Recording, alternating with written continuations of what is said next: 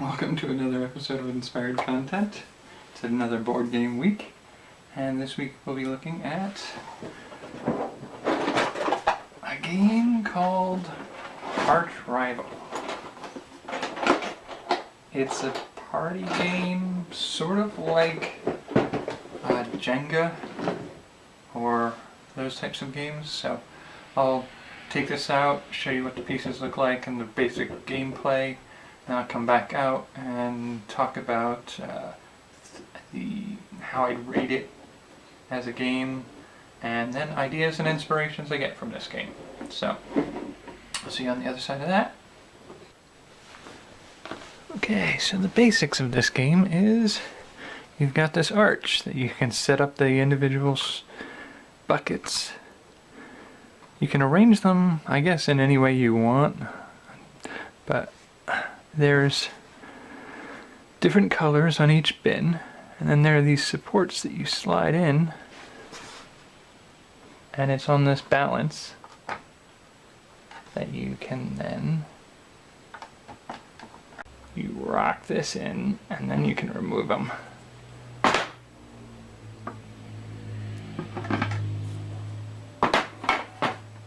And so now it's balanced there.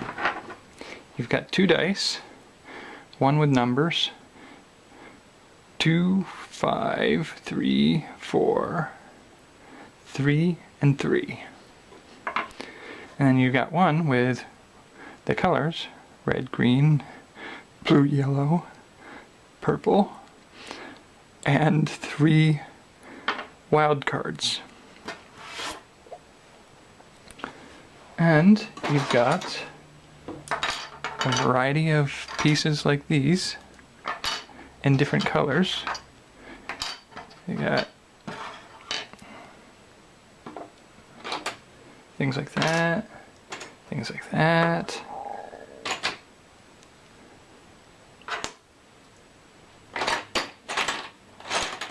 Rings.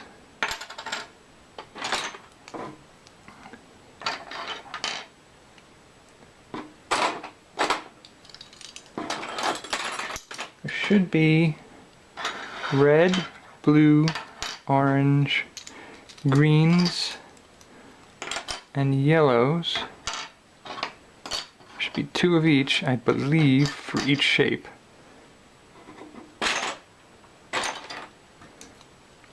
Orange and yellow. And so each one of these shapes, and then you roll a number, and that's how many pieces you take. And you roll a color, and that's where you have to put it. Now, eventually you're going to get to a point where you can see the pieces moving, and if you're not careful,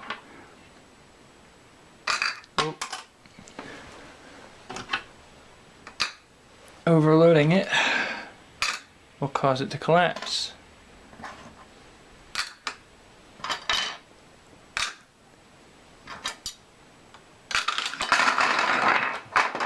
Ta-da! So that's that.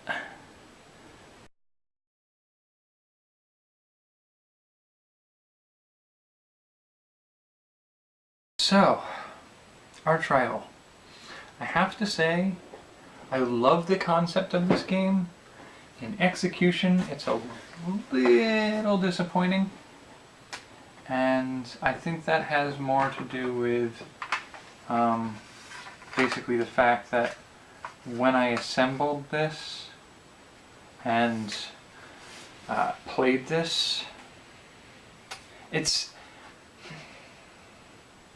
sort of might be good to play with really young children or really intoxicated adults, because we actually made it through all of the pieces, and it wasn't even really threatening to fall. And so we had to do another round of switching it up so that every time we rolled the die, instead of, because we had no more pieces to add, instead of adding the piece somewhere, you had to remove them from anywhere on the arch and moved them to the destination they were supposed to go to that turn. And I think we actually just kept doing that until finally it just got too unstable and finally fell. But it took a lot of effort to get it to fall. And I think that's just because like an arch is really stable. And so it didn't fall very easily. So that was sort of a shortfall on that arrangement. And I think there has to be a little more kind of...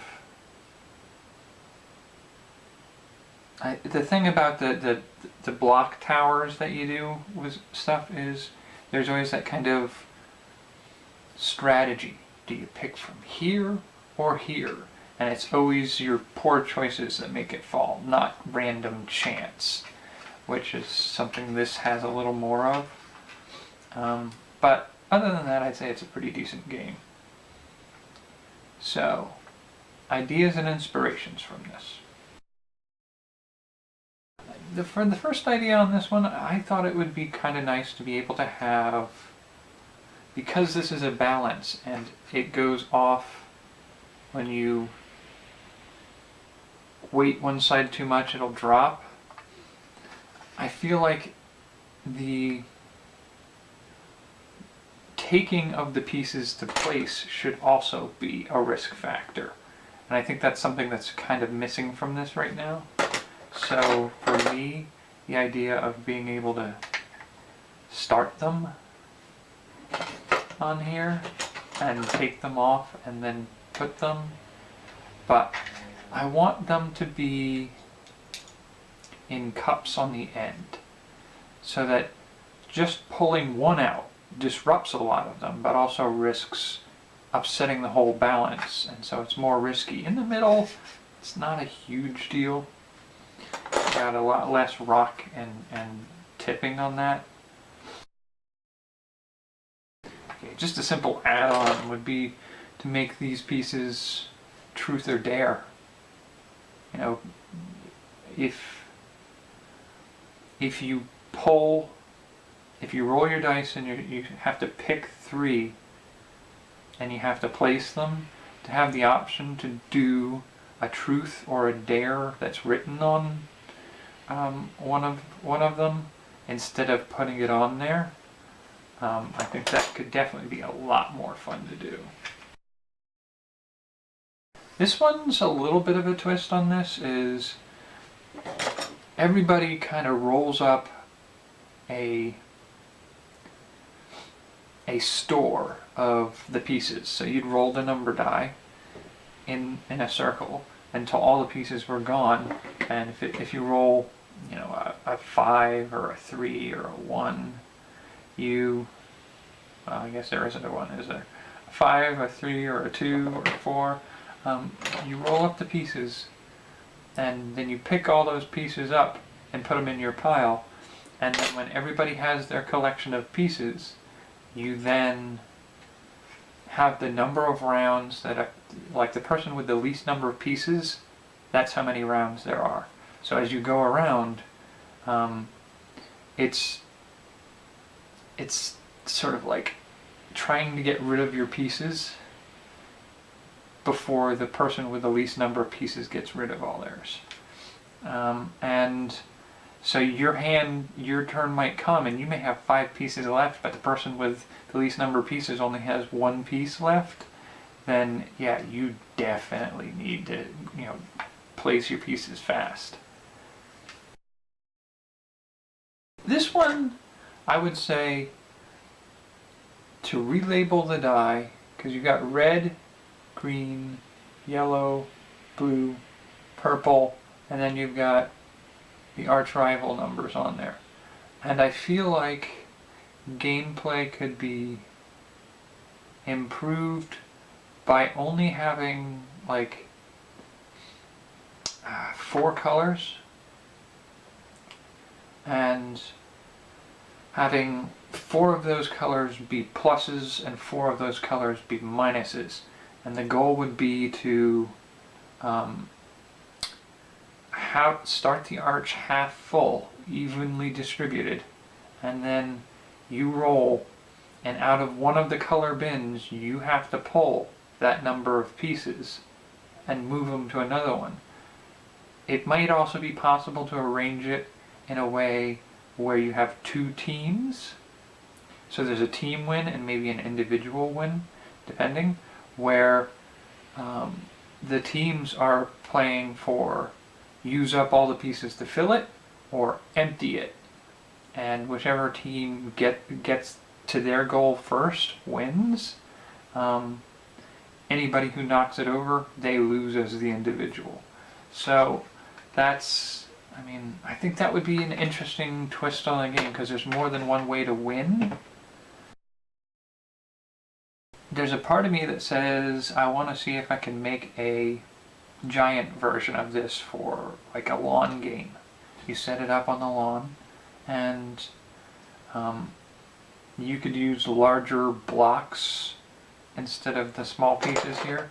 But there's also a part of me that thinks it would be kind of fun to do like those empty plastic eggs, and you can put different rewards in there, or sort of like a piñata almost. When it falls, everybody gets, candy or something like that.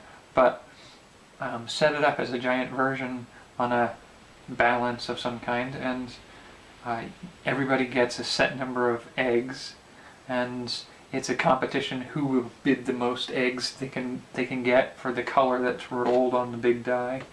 And you've got blue, and you've got to get your pieces into blue, so you've got to bet how many you think you can get in there without knocking it over or any of them falling back out.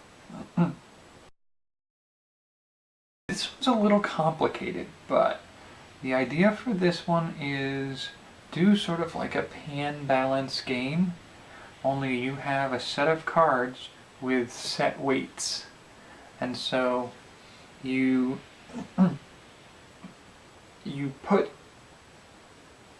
your weight, your items, your objects, your whatevers onto a pan of a designated color, and you're aiming to get a needle to hit a certain mark. And if you do, you get to claim the card that has that number for your turn. But as it goes around on turns, it's entirely possible that you can get somebody else to set it up just so that when it gets around to your hand, by placing your piece or whatever onto one of the pans, it'll hit the mark you needed to hit to claim that card.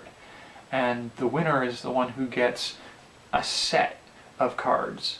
So like a 2, 3, 4, 5 would be a type of set. It's almost like poker hands. Or a 911 would be a certain set. And when everybody's done and gone through all the cards and whatnot, it's the person with the most sets gets the win. You could also set it up so that cards that are not in a set end up costing you points, so you total it all up. It would be sort of like a Yahtzee poker balanced game. It would be interesting to try to figure out a system of rules that would work for that, but I like the idea of the balance where you're trying to hit a certain balance ratio for the end of the game. Alright, so those are the ideas I had for this game. Hope there's some ideas in there for some game designs for people, or some interest for this unusual game that I don't see a lot of out there anymore. Alrighty, take care, see you for the next episode.